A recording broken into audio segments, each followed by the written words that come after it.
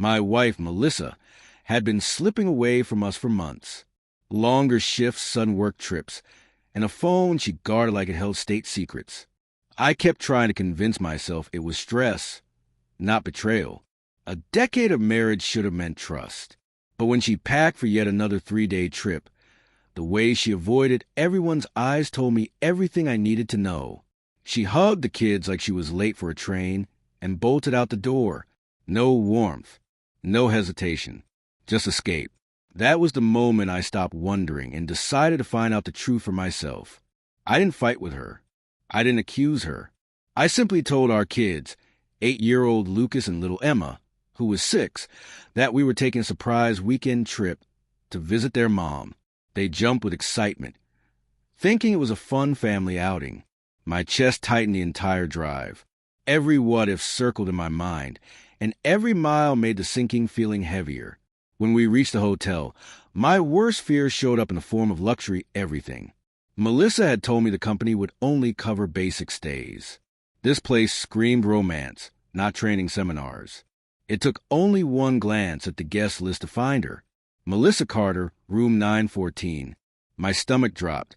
The kids skipped behind me holding crayon drawings for her. I forced a smile and walked with them toward the elevators. Inside, I could swear my heartbeat was louder than the hum of the lift. By the time we reached the 9th floor, I felt like the walls themselves were closing in. The hallway was too quiet. The kind of quiet that feels like it's waiting for a secret to be uncovered.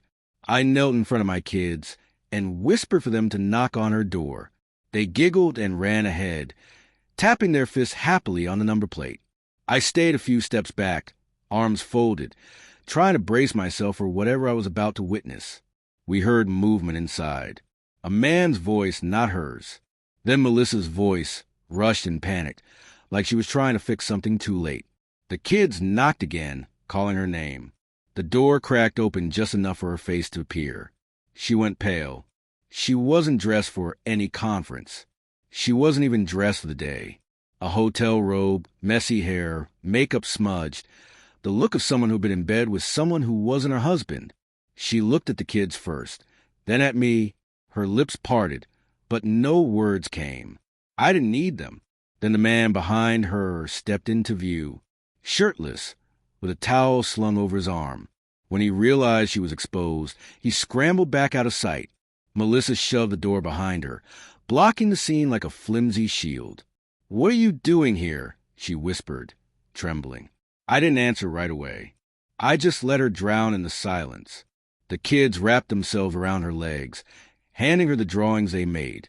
She took them with shaking hands. I wasn't expecting this," she muttered, unable to look at me. "They missed you," I finally said. "They wanted to surprise you. Isn't that what families do?" Her face collapsed. She understood exactly what I meant. A hotel worker walked by, slowing down as they noticed the tension. Melissa stepped further into the hallway, pressing the door tight behind her as if it could erase what we already knew. "Please don't do this here," she whispered. "The kids." "You did this." I cut her off quietly. "Not me." Her eyes filled instantly. She reached for my hand, but I stepped back, not because I hated her, because I finally saw her clearly. Lucas tugged her sleeve. "Mom, why aren't you coming home with us?" Melissa broke. She dropped to her knees, hugging both kids fiercely. "I'm sorry," she whispered through tears. "I made a huge mistake." Emma hugged her back, confused but gentle. I knelt beside them. "Kids," I said softly, "let Mommy finish what she came here to do." Those words hit Melissa harder than any shouting could have. As I led the kids back toward the elevator, she called after us, "Please don't leave like this. We can fix this. Please." But I didn't turn around. The elevator doors closed slowly, framing Melissa standing alone in the hallway. Hair a mess, face streaked with tears, robe clutched tight, and behind her, the door to a room where she broke our family.